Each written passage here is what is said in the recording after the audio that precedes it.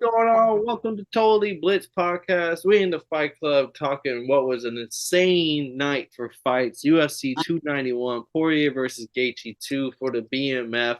And as always, go down and like and subscribe. Comment what you thought on the fight night, the pay per view card, which was a banger. Like don't get me wrong, it was a banger. And as always, this is Paul. Pick 'em, win 'em, Concha, and who's with me? You already know, man. It's your boy Cap Water, what's your boy? And I know you see the sleep in my eyes. So we had the show, but we started to come through and do this recap. UFC 291. I'm back from motherfucking Texas. It was a vibe out there. Paul, I did not know there were so many black anime and gaming fans. Like, I didn't know there was a community for that. So then they were deep, like thousands of people Yeah, was but out they there. even have a singles black gamer anime.com for all the singles out there.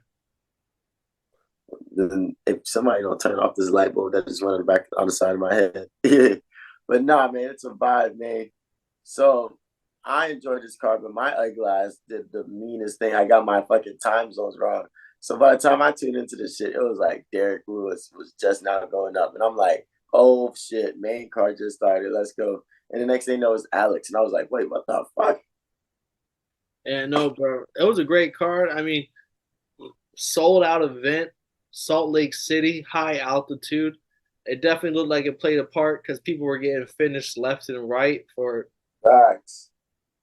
what was it, like 12 total fights? Nine of them were finished, mostly all in the prelims. Shout out the fight of the night. Matthew Smellisberger getting KO'd by Euros Medic, which honestly deserved every penny they got. First round Smellisberger and then we're banging. He gets the first round knockdown. Medic gets back up. They continue this continue. It was a stand up war. Third round gets the knockdown, gets the finish. The rest was history. And kind of like the first fight of the night, Miranda Maverick gets the submission in the third round, and they kind of set the tone that like every fight tonight is probably going to be a finish. Oh, that's real now.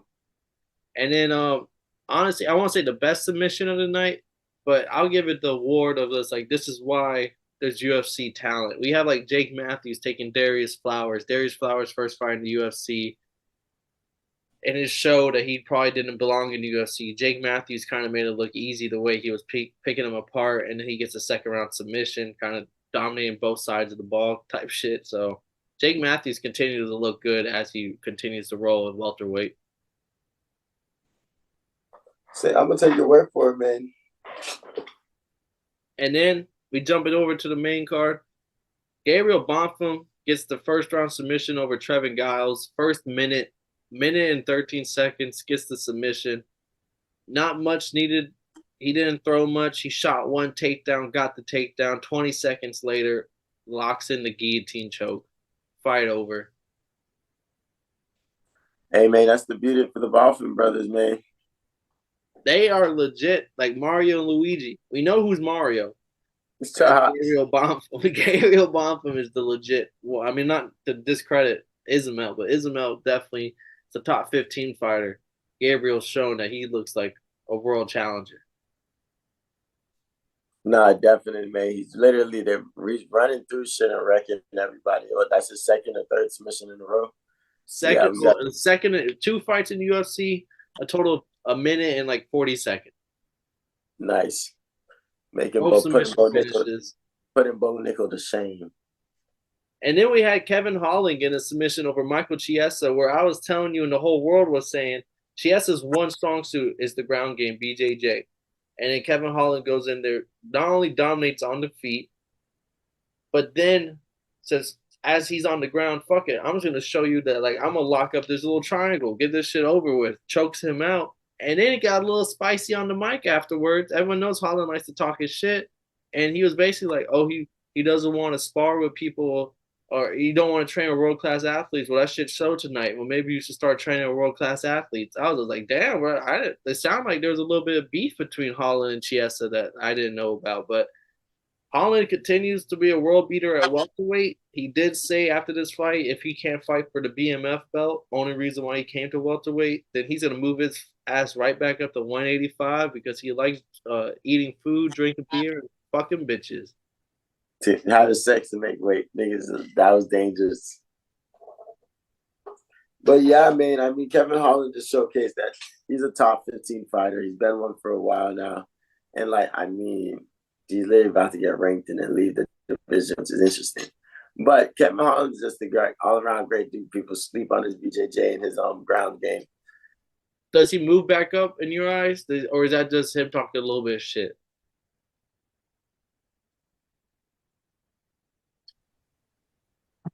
I mean, that's just Kevin Holland's way of showing that he is a hitter for real. He's a top 15 fighter. He's been a top 15 fighter for a while now. But it's crazy that he's about to hit the top 15 and just to leave that division. But do you think he jumps into moves back up to middleweight, or is that him talking a little bit of shit? I don't know. He's been talking for a minute now about leaving welterweight. He was talking about that shit his last fight, and I want to say even before then. So like, if he can finally get like his crowd up, he got his following back.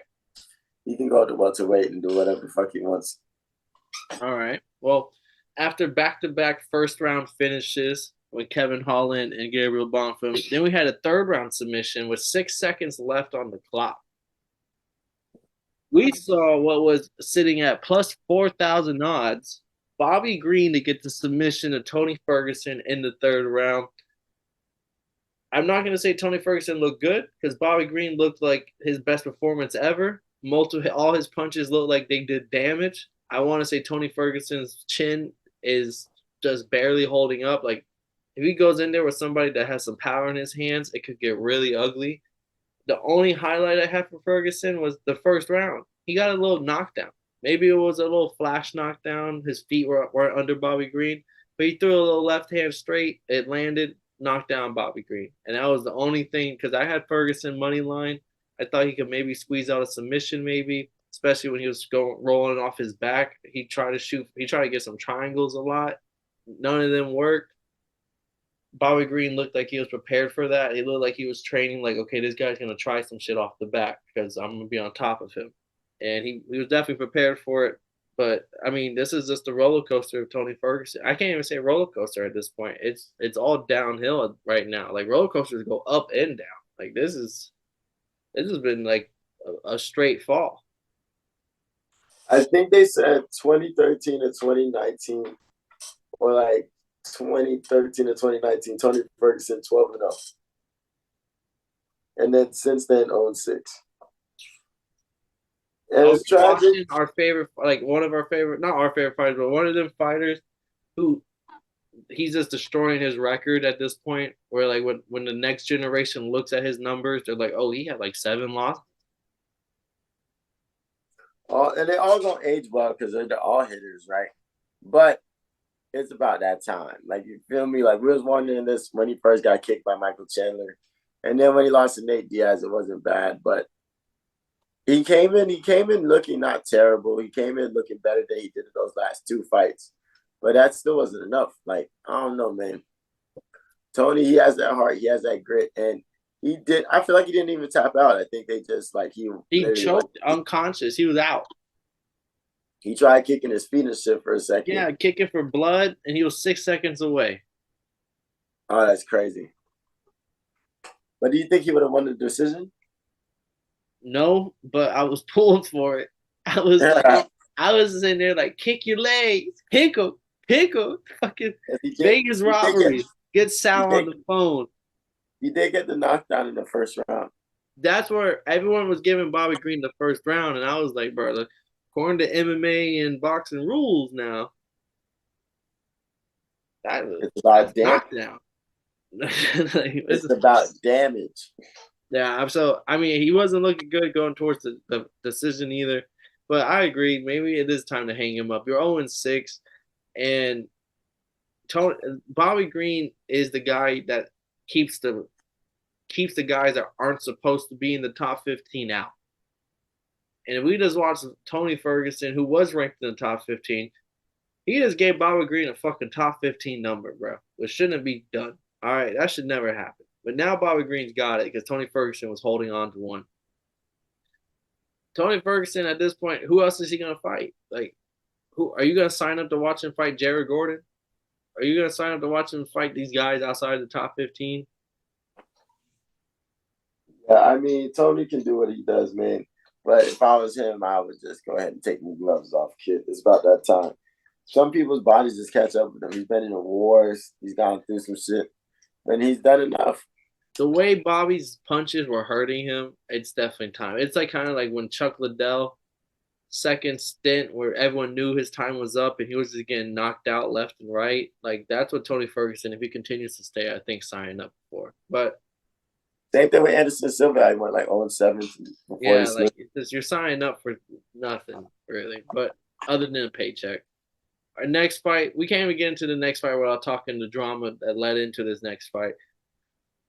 Stephen Wonderboy Thompson versus Michelle Pierre was supposed to be this fight right here.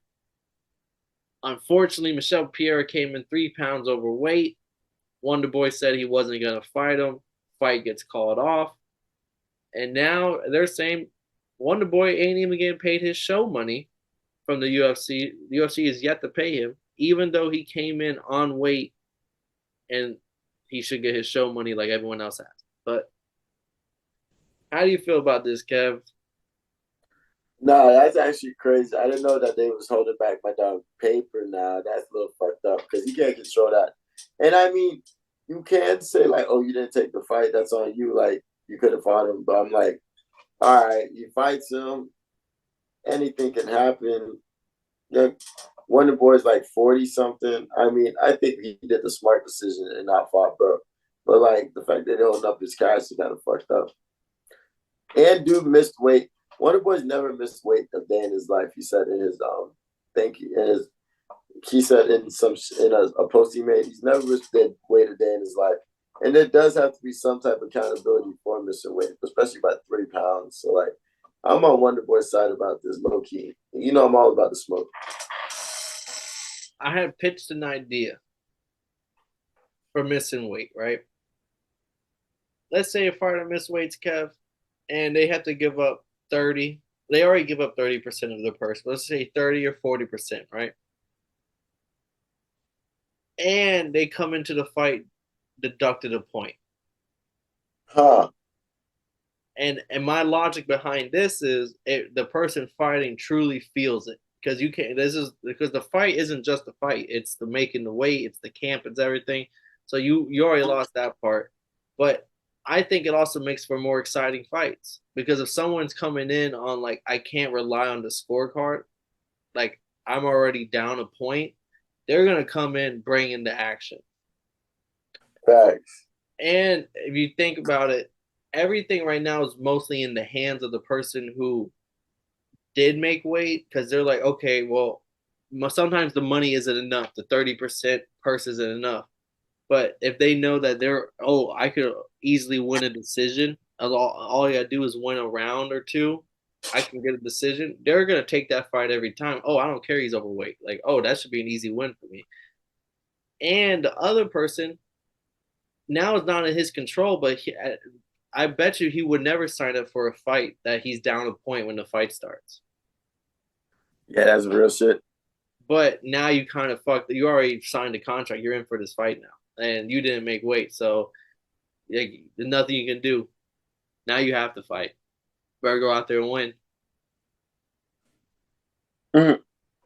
That's my because you saw Izzy say it against Marvin Vettori or Paulo. No, he fought Paulo Costa. He was just like the 30% don't hurt him enough. If they cared, if that 30% hurt him, no one would be coming in overweight, but yet they do.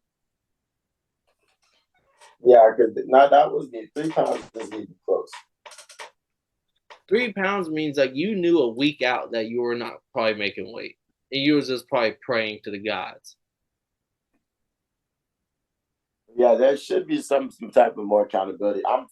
I'm a firm believer, maybe not touching the money because there's so much foolishness already around the money. So like just finding more reasons to take more is gonna make things tougher. But there does need to be some type of accountability. Yeah. But then you get the Ola Bears situation. So like you never know what's gonna happen. Yeah, we'll never get a full solution, but I just don't think the current solution is a real solution. And they got to change it up somehow. Play with it. Let the PFLs and the other, you know how like NFLs let XFL and them play with the rules and adapting rules from them if it works. Mm-hmm. Yeah, let the PFLs and the Bellators play with the rules and see what works. Hell yeah. But instead, we got a fucking banger. Derrick Lewis, who deserved to be on the main card. I mean, we were talking about how he doesn't fight on anything else other than the main card. He gets a knockout win in 33 seconds over Marcus Rogero de Lima. Flying knee into some punches, unanswered punches. He gets the win, and then I don't think a lot of people understood. He took his shorts off and was doing the degenerational X. He was doing the socket. A lot of people I don't think understood what the X's were for. That's crazy. But no, the energy for this fight was insane. Shout out Derrick Lewis and that starting off the fight with a flying knee. If there's anything you wouldn't expect it from Derrick Lewis to start off a fucking fight with a flying knee. Catches dude and finishes ass in what, like the first 40 seconds? Great fucking vibe, great energy, and great fucking post game fucking celebration. He's back. Yeah, Derrick, and that was the last fight on his contract, he said. So that boy got some real negotiation shit now. People are saying, I mean, we don't have to talk to fight. It was so quick. Everyone saw the highlight. If you didn't, go check Totally Blitz podcast page. We got the KO on there for you. But if you're Derrick Lewis, are you re-signing with the UFC? Do you think you're going on another title fight run, or are they paying you enough for who you are worth? I mean, they just try to put you on a fucking prelim fight. Let's be real.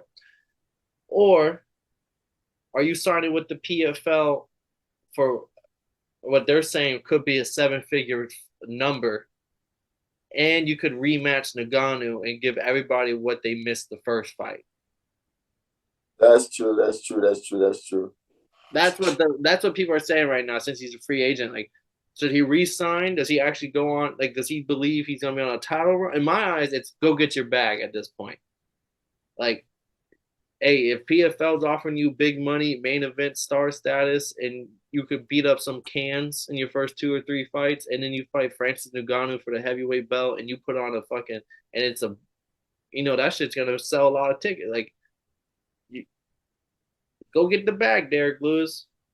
Same thing I tell Tony Ferguson right now. Go get the bag. I would tell Tony Ferguson to get the bag and commentate. Yeah, go sit next to Joe. But no, I mean, Derrick Lewis has options. He says he wants to stay with the UFC, but it'd be smart to look around, see what that bag is, get the PFL money, and go fight Francis one time. Like, I would play with it to see what they got for him. But if the UFC comes the right way, I'm pretty sure he's gonna resign. And then the co-main event, and we're so happy looking now that this wasn't for a belt. Facts. This was not a belt-worthy fight. Alex Pereira gets a split decision win over Jan Blachowicz. And as a wrestler, Kev, I know Alex is your guy. You had him in the picks. Who do you think won this fight? You giving it to the man who was wrestling? You giving it to the man that was doing more damage? I'm not here to listen to what the MMA judges have to think. I'm here to listen to Kev. Who do you think won that fight? I mean, I got Alex winning the fight. I feel like Alex did more damage, and that's what the name of the game is. And I think Jan tried to pull the most veteran move by getting the takedown late, so that way they can end on the ground and everything. So I think Jan probably had a great strategy, a methodical way of doing it. But I got to give it to Alex. He had the most damage by far. I agree. I think for sure. I think in my eyes, Jan won the first round. I think for sure. He got that takedown. He got the back. Yes, it was boring. Yes, he didn't land any power from it, but he got the control time. For like 4.5 minutes, he was controlling him. Not much else was done that round.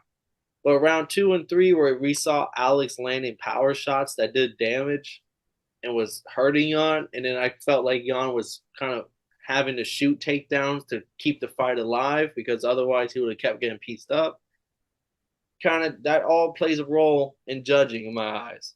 And that's why I think Pereira won this fight. And I think split decision Pereira is the right way for this fight to go, because you could argue Jan won this fight just off the control time, and if you're really big on that and everything. So like, I think the decision was spot on. Split decision, Alex Piero, because he didn't dominate to win. He didn't unanimously 100% without a doubt in my mind. He won this fight. So And yeah, I mean, now we get him versus Yuri from what everything's looking like first for the vacant belt. so yeah, that's gonna be an intense fight. Imagine just the samurai versus the fucking archer. Like this is gonna be an insane build up. And everything played right for Pierre because he's gonna fight someone who will stand up with him for the whole fight. So Facts. we'll see some fireworks when that happens. And then Jamal Hill comes back and talks about where my belt at, boys. We got Justin Gaethje KO over Dustin Poirier. Second round, minute and 6 seconds, or minute and 9 seconds. He throws the same thing he hit Usman with. I don't know, that Leon Edwards hit Usman with. In the same building. The left hand straight with the right head kick, same time. Lands perfectly. Dustin Poirier is out. Throws a follow-up punch to make sure. Herb Dean slides in like he's going in for he stole home base or something. Fight over. Justin Gaethje, BMF winner.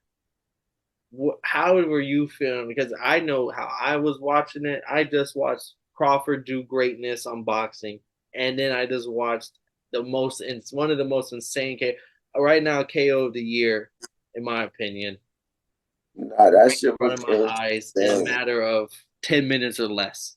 Yeah, it was literally they just got done like with their post fight interviews when they got this. So I didn't see this coming at all. I'm thinking this fight is gonna be like they're gonna download a little data and get to beating the shit out of each other. I thought it was gonna be back and forth fair. But Justin Gaethje, bro, he said he tried that head kick twice in the first round. He saw it was landing, and then he tried it again this time, and he really put some faith behind it. Boom, sent Dustin Poirier to the fucking shot, not to the shadow run, but definitely put that boy to sleep for a couple of seconds. Because damn, that was a nice ass motherfucking head kick, and that's all she wrote to end that. In the second round, now it's like, yo, Justin Gaethje is a dangerous motherfucker now. A calm, chill Gaethje is the most dangerous Justin Gaethje. I have to say, I apologize. I was not familiar with your game, Justin Gaethje. Fun statistic: Justin Gaethje's first ever head kick KO. Nice. Dustin Poirier's first ever head kick loss KO. Same night, same place, same second, same kick. Same time. I will say that right there maybe like Justin Gaethje, I have never. He's all hands, all hands. So and leg kicks, he throws a good amount of leg kicks. Can't ever discredit that. It's almost like It's almost like playing UFC 3, and you're already a champion, right? And you get enough XP and you unlock the head kick. Now you unlock the head kick on your next opponent. That's how I felt with Justin Gaethje's already been there, done that, and you would already expect his game to be where it's at. But all of a sudden, he just fucking unlocked the head kick. Just threw that bitch and knocked out who arguably everyone says is the best stand-up fighter in this division by far. Take that bitch out the bottom of this toolbox. That it's kind of we're watching like these fighters are leveling up, and everyone says like you can't like a lot of these fighters say like, oh, even though I'm already this, I'm already that, I still have things to learn. I'm still learning every day, and a lot of time I feel like it's bullshit. I've been seeing these fighters fight the same fights their whole damn career, and I'm like, you didn't learn a goddamn thing. Like you just did the same thing for fucking 16 fights. Justin Gaethje did the same thing. He didn't he wrestled a little bit early, then just did straight hands, and then this last fight threw a fucking head kick KO, and like you said, threw a couple in the first round as a feeler, and that's kind of scary. Like maybe something in the Rafael Fiziev fight, like he was like, oh shit, like these head kicks kind of hurt. That boy, they're saying that Tony Ferguson fight and the Rafael Fiziev fight are the fights that changed this nigga Justin Gaethje forever. That changed the course of his history. Another fun fact: Justin Gaethje can't make this up. 12 fights in the UFC, 12 bonuses. Yeah, and it's funny. So he's only gotten a bonus in 10 fights, and 2 of them he double bonus. Double bonus, man. So it's really 12 and 10. When you talk about the most accurate nickname in the UFC, the highlight reel Justin Gaethje is the most accurate nickname in the UFC. I don't know. Ruthless Robbie Lawler is still up there, but That is, never mind. I it's hold my breath on Robbie Lawler until he retires officially. He's it's the one most accurate nickname. it's 1A and 1B type shit. But they say Justin Gaethje's never had a boring fight. He's never had a boring round. Never. And his chin's been true through the test of time. Facts. But I mean, what a fucking car. I mean, 291 banger, 290. 290 and 291 are back-to-back bangers, and UFC definitely showed up. Dana, that's the reason why I'm wearing the shirt I'm wearing right now. When Dana White does what he's supposed to do, I show up on the recap, paying my dues to Dana White for what he's doing. This guy.